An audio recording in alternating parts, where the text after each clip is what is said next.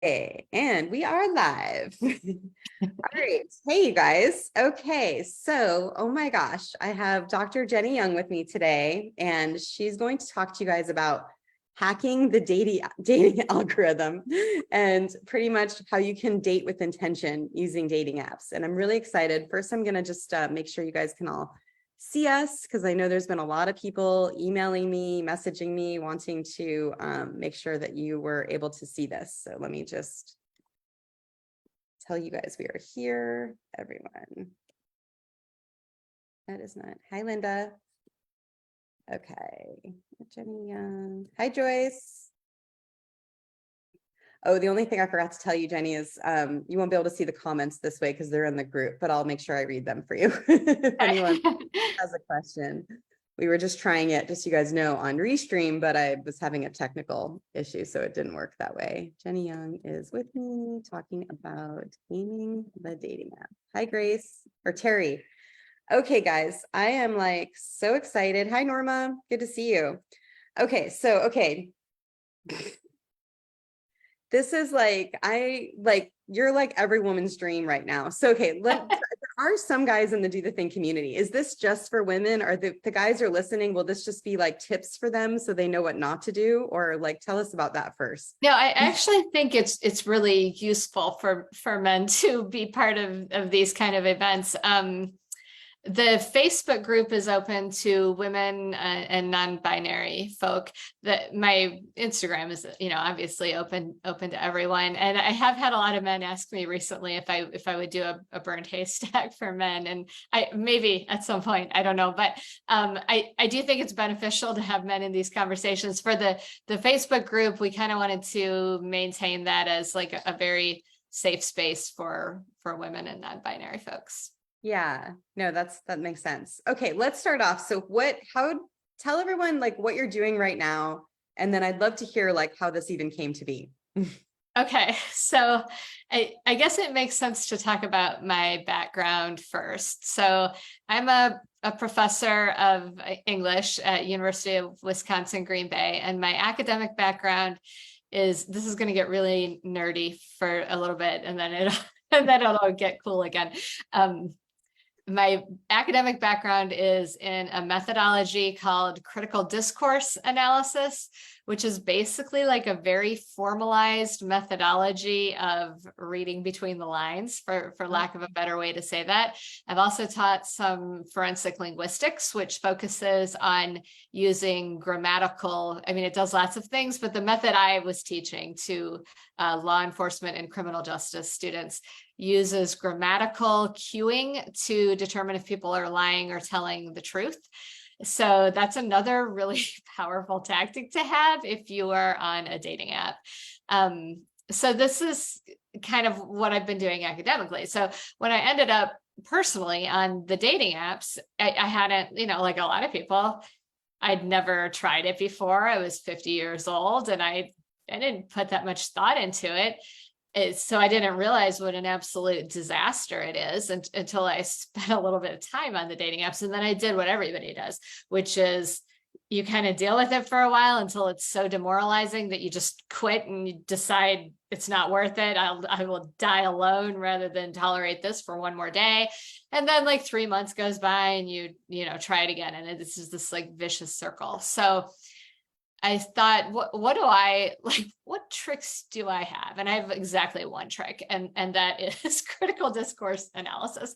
Is that I'm good with words. So I thought that's the one thing I've got. I might as well use it and see if I can kind of apply it and create some kind of a method to make this better. And at that point, I started toying with this about 2.5 years ago. At that point, my only goal was to help myself. I was trying to save time. I was trying to be more efficient. And I just started like playing with some tricks. So I wrote a profile in which, I wrote a profile that was a top 10 list of the things I did not want. And I do a lot of humor writing. So I kind of incorporated that too. And it worked really well. It changed everything overnight in terms of the quality of matches that I was getting. And so I wrote an article about that titled, if you want to meet decent men online, write a bitchy profile or something like that. But if you search bitchy profile, it'll come up. And the response to that article indicated to me that there was like a need for this, that women especially were fed up, ready to try anything to make the experience better. And a lot of times women get advice like, well, just get off the dating apps. Well, like it or not, the dating apps are where people are meeting right now. I don't like the dating apps either. I mean, they're a shit show. I hate them. Everybody hates them. So my goal was to see if we could make them work better for us. So then I started getting a little more serious about it. And one of the things I use a lot in my academic work is metaphor analysis, or using metaphors and analogies to sort of create alternate ways of dealing with things or perceiving of things. So I started with the metaphor of trying to find a needle in a haystack, because that's what everybody's trying to do, right, on the dating apps. So I Googled, how do you find a needle in a haystack, like in real life? And the answer, which I'm embarrassed to admit I never thought of before, is that you just set the haystack on fire. Because if you burn the haystack to the ground, you're going to be left with the needles, because metal doesn't burn. And I realized that's what I had already been doing. I just didn't have that framework for it. Because what I'd already figured out at that point, pretty early in the game of using dating apps, is that all the advice given to women, or 98% of it, falls into two categories. And the first category is to be as widely appealing as you can to as many men as possible. So the thought is that this is a numbers game. The more people you appeal to, the more people you're talking to, the more dates you go out on, that increases your likelihood of, finding a partner. And then the other piece of advice that I kept running into over and over again is that you should give everybody the benefit of the doubt, because people don't always present well in writing, or they're socially awkward, but really awesome human beings, or whatever it is. I think you should do the exact opposite of those two things. I think you should be exactly who you are, with like no reservations, no apologies, and appeal to a really small percentage of the population. And I think you should give almost nobody the benefit of the doubt. I think all of that is a waste of time. It sounds generous, and in other aspects of our life, we might want to do that. But the dating apps are actually rigged against users. The people who own dating apps don't want you to find your soulmate, because then you're not on the dating apps anymore. What the intention behind the dating apps is lots of people talking all the time. They don't really care so much about people, ending up together. And that my primary goal was looking for a long-term monogamous partnership. And I realized that was what a lot of women wanted, and the apps were not working well on their own to achieve that end. So I've been talking a lot, and I'll pause there. But that was the origin of burned haystack dating. Well, I mean, the first thing that just comes to mind is I love how you took something that was a skill of yours, and then totally not related to this at all, and you were able to connect the dots together and use it in this way.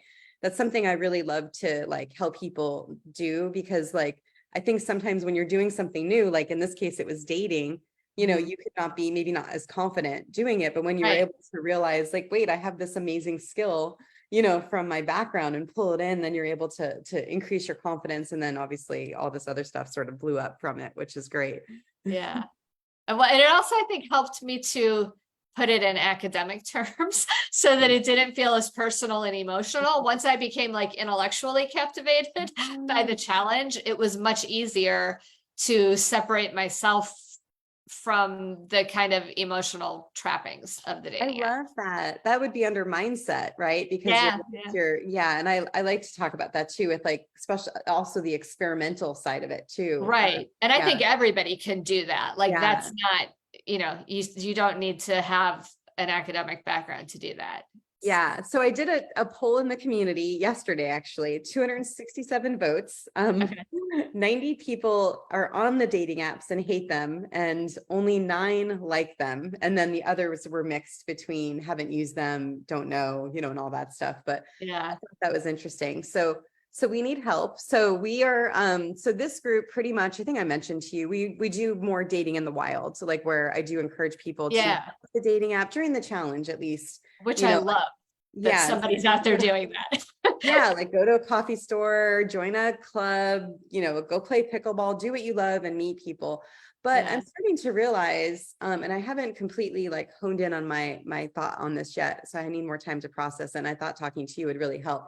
I'm realizing that I talked to a matchmaker the other day, and she was like, "Why not just open up, just like when you make money, have all these different revenue streams, right?"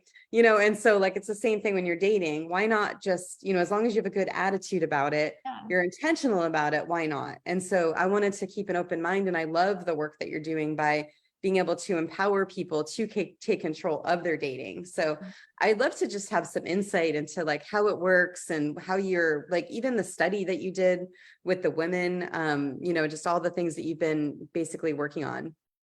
Yeah. So I had some rules for myself that I was using, and I realized I could make those like specific and explicit enough that anybody could follow them, and that they'd be easy to understand. So I boiled the method down to 3 rules for setting up a profile and 10 rules for managing a profile. And it's a strict method. Like it takes self-discipline, but it's not hard. It's not complicated, but it's difficult, right? From a like emotional self-discipline Yeah. standpoint. But the payoff is once you train yourself to do it, the apps will fall to the side or into the background of your life. Like that's the whole point of the method, is to sort of diffuse the addictive and demoralizing and gaslighting effects of the apps that are killing everybody's quality of life, and just let them do their thing. Let them be the tool that they are, but don't let them be more than that. So I wrote the rules. I created a bunch of graphics to kind of communicate them. I wrote another article that ended up in the British Independent, and then one that was in Huffington Post more recently. And the readership from those articles, as well as I published a bunch of stuff on my own too, drove traffic to the Facebook group, which is now at about, I think, 11.6 thousand, which is a lot to manage for a Facebook group, because everybody's communicating in there. It's different than like a professional page, right? Which might have been easier, but I like the interaction too, because it's now become this really grassroots, crowdsourced community that supports each other, and it's gone so far beyond the dating apps in ways I never would have predicted, but in ways that are actually way more rewarding and more sustainable, I think. So it's still growing. You can search Burned Haystack dating method on Facebook, and then I just recently started putting up content on Instagram as well. That's a different, I think you have all my socials, so I won't. Yeah, I'll share it for sure. I know we don't have the cool little QR code I had up there in the other. Yeah. So if someone's just like for the people that I guess that are on them, and then the people that aren't, what do you suggest then? What's kind of like their first step? Okay, so the rules for setting up a profile according to Burned Haystack method are not that radical. I'm pulling up a document so I can look at my little cheat sheet here. I tell people to write a specific and concrete profile. So get all the cliches out of your profile. Women hate to read them in men's profiles, and vice versa. You want to be talking about a real person. I also say no goofy profile pictures, and no misrepresentation. Like, don't put Snapchat filters on yourself. Don't make duck faces. As part of my research, I've interviewed a lot of men, so I also know what gets women blocked on dating apps, or ignored, or swiped left on, or whatever. And it's usually, it comes down to overly filtered pictures, fake looking images, stuff like that. My last tip for setting up a profile is don't tell people what to do or how to be. Tell them who you are. I don't think anybody wants to be told how to behave or how to present themselves or what they should like from a stranger, regardless of gender. So I advise people not to do that in the profile. So those are the profile setting up rules, and I can pause there, or we can go into the management rules. Yeah, that's great. Let me check in with you guys. Do you have any other Okay. questions for Jennie on that? Let's see. You guys were so funny. They're just talking about how much they hate dating apps. We all do. Yeah. And then Christine said, I have used Zeus. I met one guy that I realized in the end was totally not what I wanted. Another showed an interest in me. He has come into work a few times. I think we know we are who we say we are. I'm debating going back to read his post where he was interested in me. I haven't wanted to spend the money though. Oh, like inside of Zeus to go back in there. Yeah. And then Dinah saying no one with shirtless pictures. Yeah, that's a non-starter for me as well. Yeah. And then That and the 55-year-old men who want to have kids someday. and then yeah, then other people are saying with scammers and how do you catfish out the catfisher? I actually just put a post on both Facebook and Instagram about how to spot a scammer with both images and linguistic clues. And then Linda said, is it better to be on a free app or a paid site? I think it's better to be on a paid site. I think if you're looking for someone who's stable and committed to dating, you kind of want them to be paying for a site. Yeah. Okay. I mean, we spend a lot more on things that last, for a much shorter period of time. And Terry asked, can you explain linguistic clues? So when I say linguistic clues, I'm talking about word combinations that what critical discourse analysis does is tell you what people are revealing without intending to be revealing that. So I'm going to use a really simple one that I think we're all like wise to this, but like when a man says he wants to meet, a woman who's fit, that actually usually means thin. If he says he wants to meet a woman who's generous and accepts him exactly how he is and doesn't take herself too seriously, what that actually means is I don't really want to be bothered with like sticky human emotion.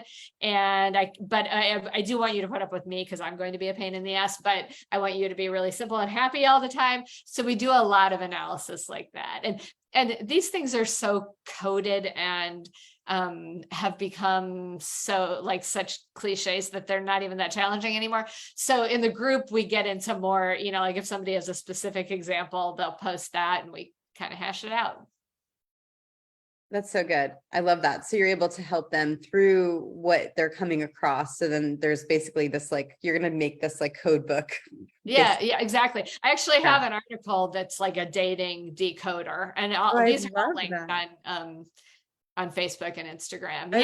I'm like, here's the text, here's what it means. Here's the text, here's what it means. No way. That's so great. Okay. Yeah. You guys, if you're on the dating apps, I would definitely suggest you check that out for sure. So yeah. There's a great book also called Tinder Translator, whom you might be familiar with. She's an Instagram presence, but she also wrote a book that does a lot of the same kind of thing. Okay.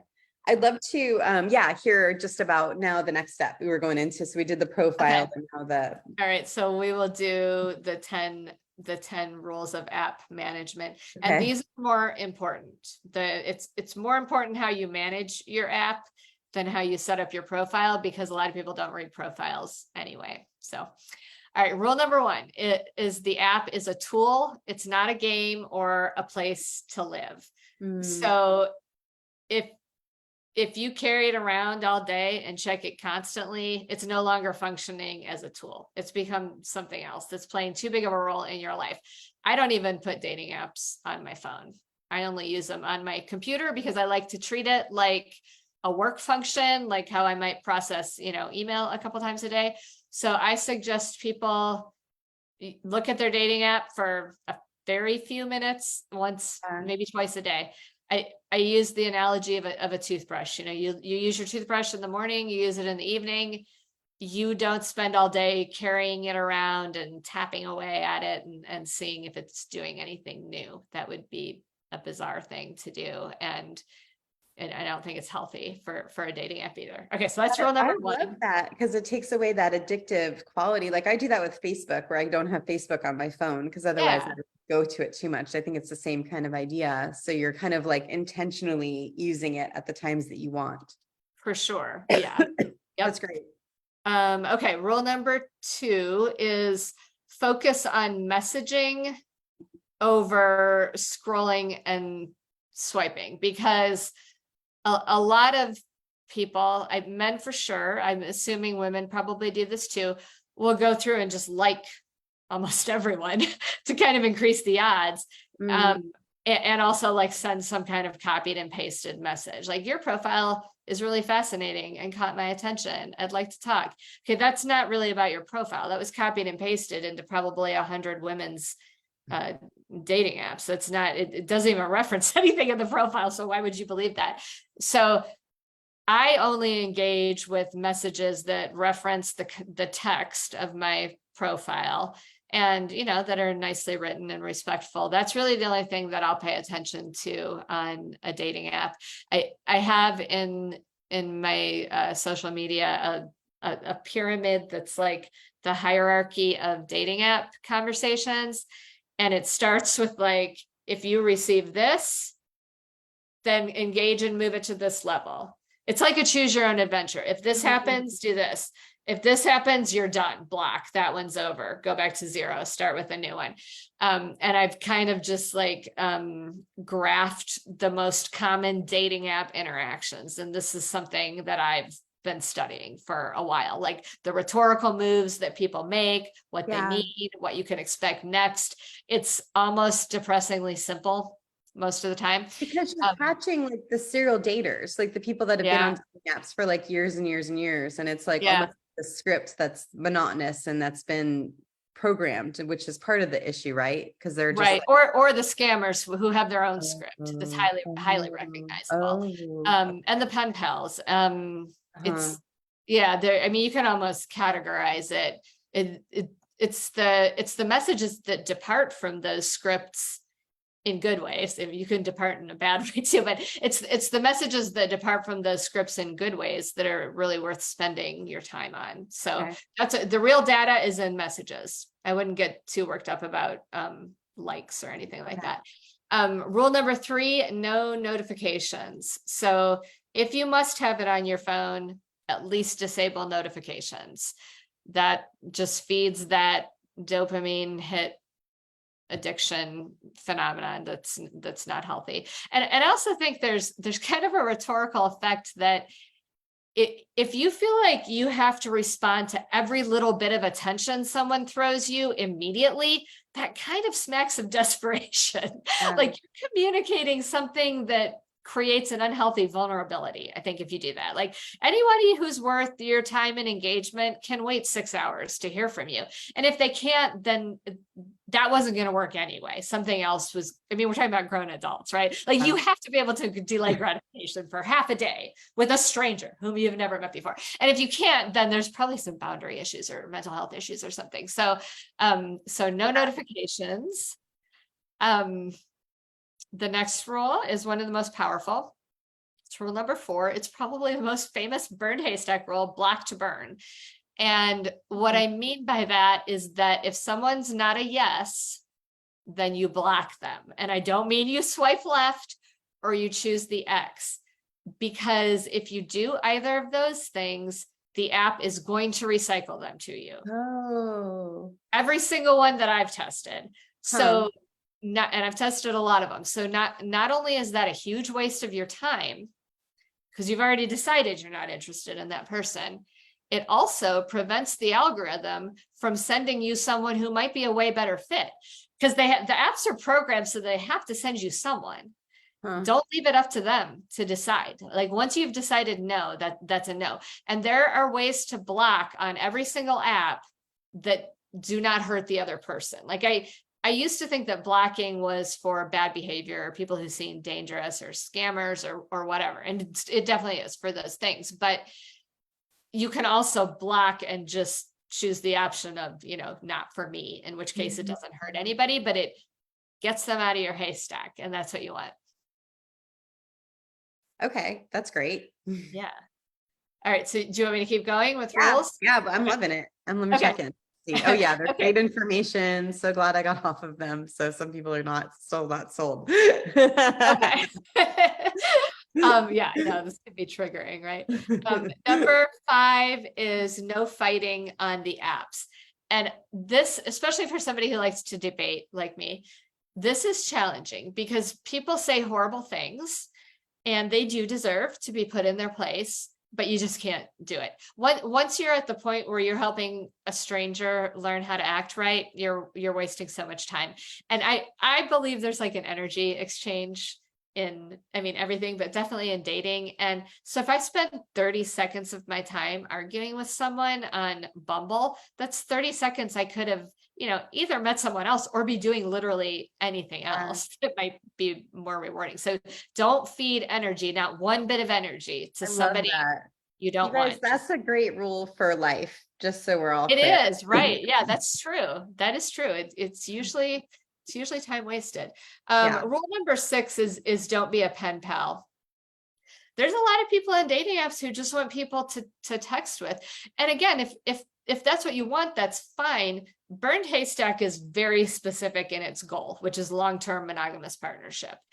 And if that's what you're looking for, don't waste time being a pen pal. Once a conversation starts, it should flow naturally. It should increase in kind of like the back and forth in organic development, and it should move toward something, whether it's a phone call or, a Zoom or meeting in real life. There should be progress. If there's not progress, I think you should block. And I personally don't give that too much time. I think that's a personal call, how long you're willing to chat with someone. Yeah. But I love that. Like in certainly, terms of, because that's one of the reasons why I don't like dating apps generally, is because you're burning. So I had the first challenge we did dating apps still. And just people weren't able to go outside, like and meet people because it's so much easier, right, to meet someone on a right. dating app. But Yeah. and so part of it was like you're burning that energy, and Yeah. so that's where I like the way that you're teaching it, because you're teaching it in a way that you're not burning energy, you're Right. able to like manage it where you're emotionally healthy, emotionally safe, Yeah. and just with using a few different strategies, Yeah. And the messaging, I have a series on Instagram where I do these translate it to real life scenarios. Oh, no way. I love Yeah, that. because a lot of dating app conversations are strange. And what can happen is we all get kind of, there's like this mass gaslighting effect where you start thinking, Yeah. am I the problem? Like, is this just how people communicate? So I do these translated to real life scenarios. Like I have one where I say, imagine you're on the first day of a new job, you work in an accounting firm and you're in your cubicle, and the guy next to you that you've never seen before pops his head over the cubicle wall and is like, hey, you're gorgeous. Could you send me some nude pictures? There's no world in which you would think that was okay, but you would contact HR. But I hear from women a lot, and heard that they're like, I don't really feel comfortable with this, but this is what people seem to expect. Is this what I'm supposed to do? And I'm saying, no, absolutely not. And so I do that with a whole bunch of things. We use job interviews and grocery shopping Hilarious.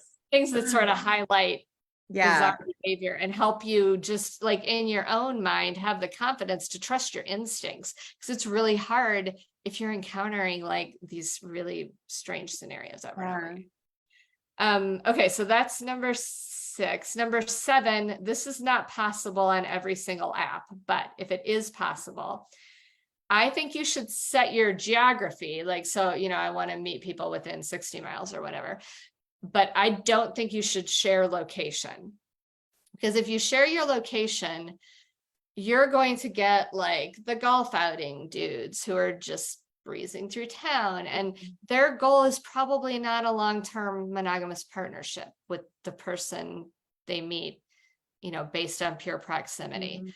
So I don't know. I suppose it's possible someone could encounter their soulmate that way, but I think it's better to limit your choices to people that you could, feasibly date in real life. Yeah, like you're trying to conserve like we go back to energy, like time. You're trying to Yeah, conserve the time so then you're not right, spending all your time sucked into an app. The time that right. you are on there, it's productive, basically. Exactly. Yeah, it just makes more sense. Yeah. Um, okay, the next rule is a little bit complicated. No ludic looping. So this might be a new term, Ludic, the ludic loop is a Okay. video gaming pattern that is intentionally built into dating apps. And the way it operates is that it engages you in a narrative that offers intermittent rewards, like a little bit of attention, maybe, but no true narrative arc, no character development, no plot development. It's the infinite scroll. And it's based on brain, like the wiring of your brain, so neurology. It's if you feel yourself getting sucked into this, it's not because there's something wrong with you, it's because you have a human brain and the apps are intentionally gamified to keep you on them, to keep you scrolling and swiping.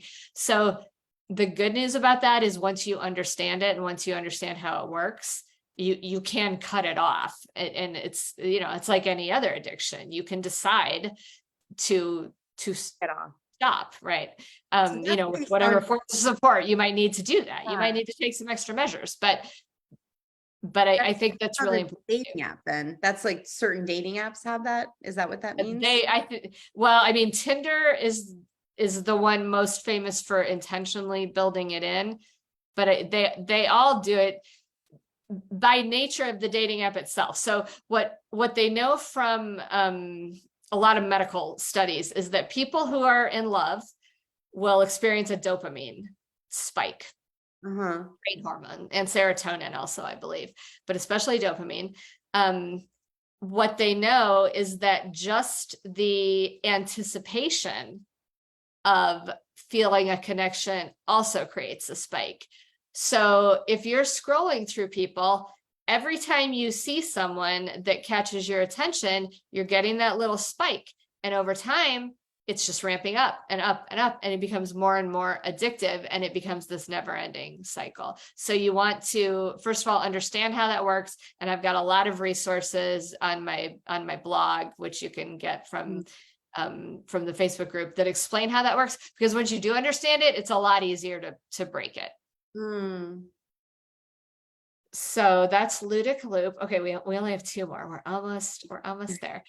Number 9 is no. Now this one's very gendered and kind of binary, so I apologize for that, but there's a reason. No men who can't plan the date.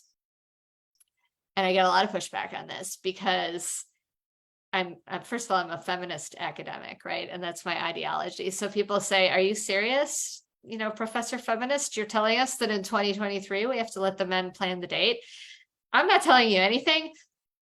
You don't have to, you go ahead and plan the date, but here's the reality. We are not in an equitable labor market in 2023 in terms of especially domestic and emotional labor or compensation for that labor. If what you're looking for is a collaborative partnership, you can gain a lot of information that can save you time or propel you forward by just seeing if the guy is willing and able to plan a date. Because one of the biggest problems on dating apps for women is that men will send a message and be like, hey, do you want to get together? And she says, yes, sure. And then that's the end of it. You never hear anything else about it again. So it doesn't mean that you can't plan the date together, but I see over and over again, women automatically stepping into that role and handling all of, the clerical labor and the emotional labor and I think in the interest of time, I would rather sit that out and see what happens. Yeah. So how do you word that? Well, I don't ask any. This is also anti-feminist. I never ask men out. If they don't want to ask me out, then we're not going to go out. So if someone does ask me out, then I say yes. And then I just wait.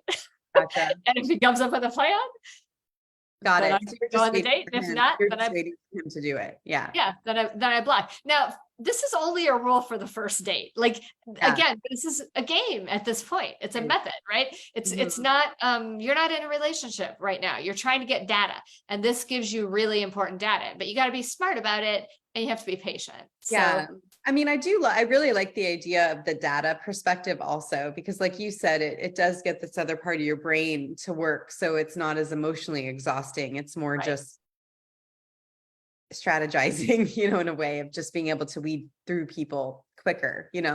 For sure. Yeah, absolutely. Yeah, it's very much aimed at efficiency and at sort of maintaining healthy boundaries. Yeah. The last rule number 10, is treat the process like a job search, not a takeout order. So that the apps are wired to deliver immediate results. If you want, you can make them do that. I don't think that's a good way to think about it. And you could push that metaphor, right? If I order Taco Bell from Uber Eats, like it'll show up right away, but I'm probably not going to feel that great 20 minutes later when it's over. So I think if you're using a dating app to try to meet a long-term partner, you have to think of it more as a long-term project where you're going to take some time with your profile. You're going to set it up. You're going to put it out there. You're going to attend to it in like a methodical way, just like you would if you were, sending out resumes. You're going to check in a reasonable amount, but you're also going to go about your life and accept that, it might take 6 months. It might take a year. It might take a year and a half. But if it's something that's going to potentially affect you for the rest of your career or the rest of your life, it's worth playing the long game for. And the apps are not set up to make you think about it that way, but I think it's a better way to think about it. Yeah. Yeah. It's really good when you have a strategy to be able to manage it better too. Yeah. I'd like to hear more about like how it all like actually has gotten so succinct, because this is through you trying it, right? You seen this background, and then you took your the study, you had the people testing it, and now you have an active community that's like crowdsourcing this whole thing. Like, how did that all kind of happen? Well, I mean, I'm a teacher, so my whole job is to take complex information and translate it for an audience that hasn't yet stepped into that particular arena yet. And I teach all undergrads. So, we're talking about young people. I'm actually teaching a rhetoric of dating and intimacy class right now, in which we use all these methods: critical discourse analysis, primary metaphor analysis. So I've had a lot of practice of how to thank you for saying succinct too. That's like music to, if somebody tells me I'm succinct, it's like the highest compliment. So I have spent a lot of time and energy trying to make it succinct. And it's something I've had a lot of practice at because of my career. And then there's been a lot of time sunk into this method. I mean, I try to make it so that it's easily presentable and digestible, but as you probably know, the amount of hours that go into that on the other end is totally now. you can't estimate it. Yeah. I know, it's amazing what people see, and then the work is like, yeah, right. Totally. Yeah. I totally get it. What are the results people are seeing by using the method? So we're getting it's first of all, it's still pretty new, right? I mean, it's really just still ramping up.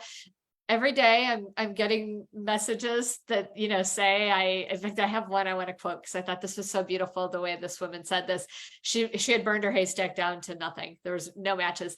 And then you get the message that says you need to expand your filters. And she said, when the apps tell you to expand your filters, don't do it. Sit back and expand your patience. And she said that's what she did. And within 2 days, it sent her a new match. And now they are a thing. They're together. Oh my gosh. Yeah, there are a number of couples that have emerged. And again, I hesitate to, it's been a relatively short period of time. So I don't feel like I can claim this is it. We've cracked it. But I'm getting several messages every day from women telling me that, number one, the quality of people they're meeting is better, and that they're getting more discerning. They're having more faith in their own instincts. And the men that they're spending time on are actually worth dating. Now, it may or may not be like, the match, but I think maybe the other thing I'm hearing a lot of feedback about is totally, well, it's not separate, but I've gotten many messages that sound almost exactly like this. I haven't even met anybody yet, but I don't care because I'm so much happier. I'm so much more at peace. I'm not second guessing myself all the time. I don't feel anxious and whipped up into this cycle. And that to me is almost more rewarding because we have complete control over that, right? I mean, the one thing no method can do is change the pool of people in any given geographic region. It's frequently not great, especially if you're over a certain age. But it can help us root out the ones who are dateable. Totally. Yeah. And I kind of was thinking along those lines too, is like, you've taken out the demoralizing part of the dating, and you've made it more intentional, pretty much. Well, I think there's also something, the fact if there's 11,000 other people going through what you're going through and you can talk to them about it whenever you want, that's super supportive. It's a really kind community. And if anybody's not kind, then I get them out right away. Like no warnings, just gone. Because it's really important to me that we maintain the feminist principles of women supporting other women and creating this very like equitable and kind community.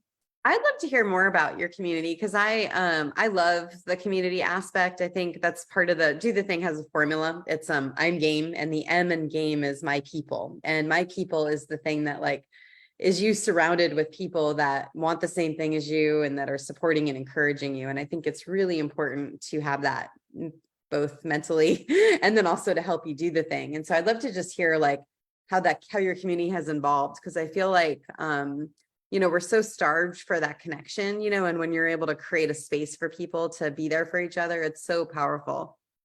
Yeah, it's really the group has really grown and changed recently. When I first started it, it was mostly other women writers because I had posted some articles in a couple of writers groups I'm in Facebook. So that was kind of who built the original community. And that it was a great community from the beginning, but there wasn't a whole lot of diversity at the beginning in terms of profession, age, all the identity markers that, it was, there just weren't enough people for one thing.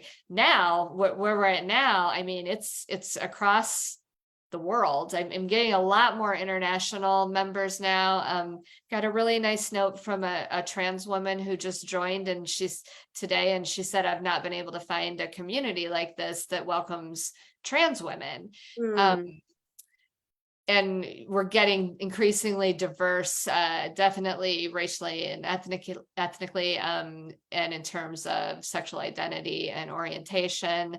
So I'm really excited to see all that happening because, I mean, number one, that's a reflection of the world that we live in, and I think the world that we should want to live in. But there's also tons of research that the more diverse of group you have working on any thorny problem, the better result you're likely to have, right? Because you just have a multiplicity of perspectives that can fill in the gaps for each other, like, things that not everyone has experienced. So it's growing and changing that way. I think age, it was very homogenous age-wise at the beginning. It was almost exclusively women over 40. I think it's all over the place now. Like I know because some of my students are in there, I have like 19 and 20-year-olds. I know we have a lot of women in their 70s. It's kind of everybody now. That's great. I love that. And then a few people have asked for dating app suggestions. Do you have certain apps that you like to recommend? I think, first of all, I think this is regional. I think there's an age category, like the younger people tend to be on Tinder more. I hesitate to say good or bad things about any of the apps because for one thing, all the apps are is a place for people to go to, right? So I wouldn't want to say don't use this app because what if that's the app that's somebody's person is on. Here is my best piece of advice though. On any app, you're going to get the most engagement right after you join it. So I only ever sign up for an app for 1 month, which is usually the minimum that you can sign up for any app. And you might have to pay a few more dollars for that 1 month, but it's usually not that much more.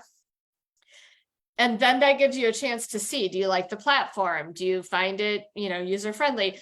Are there a lot of people in your criteria group within your region? Because I live in northern Wisconsin. It's not a population dense area. I have to be really picky about the apps I use, or there will literally be nobody. If you live in more of an urban center, then that might not be the case. But I think you should kind of like test out the apps a month at a time. I don't really advocate signing up for 5 apps at once. I think that's too much to manage.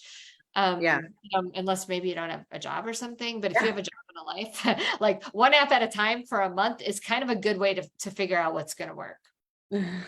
Yeah.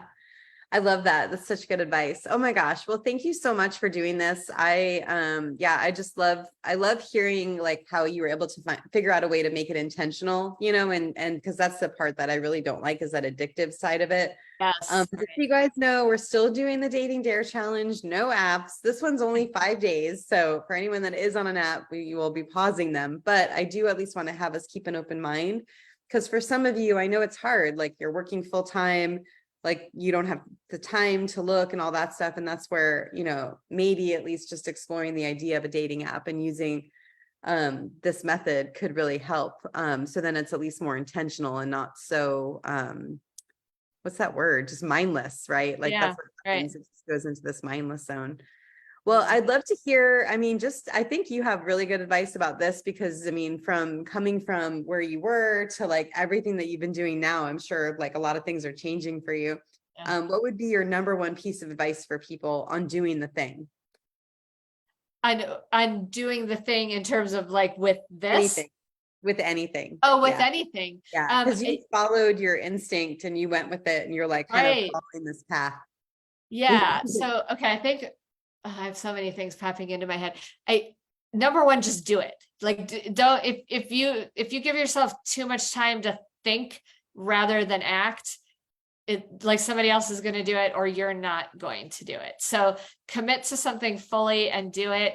I also just read this amazing book called The Artist's Way, which it's a pretty famous book. It's been around for a long time, but I think for anybody who wants to start something new or like shift the way they're being in the world, I started using that book right when I started this project, and it doesn't really feel coincidental anymore.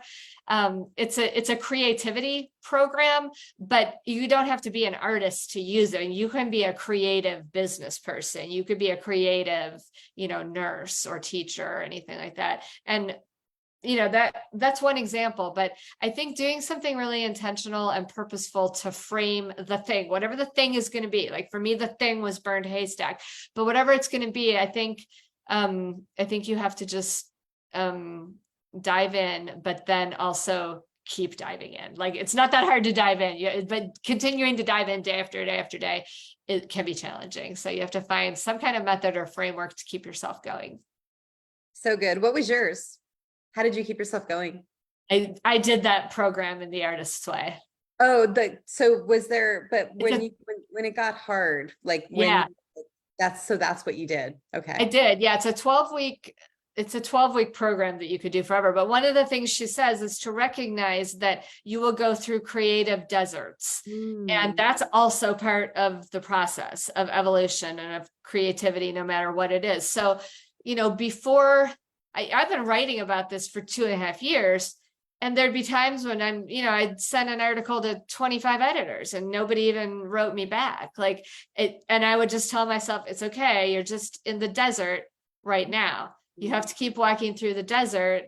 And like at the end of one of those deserts, the HuffPost picked up a piece and the group exploded.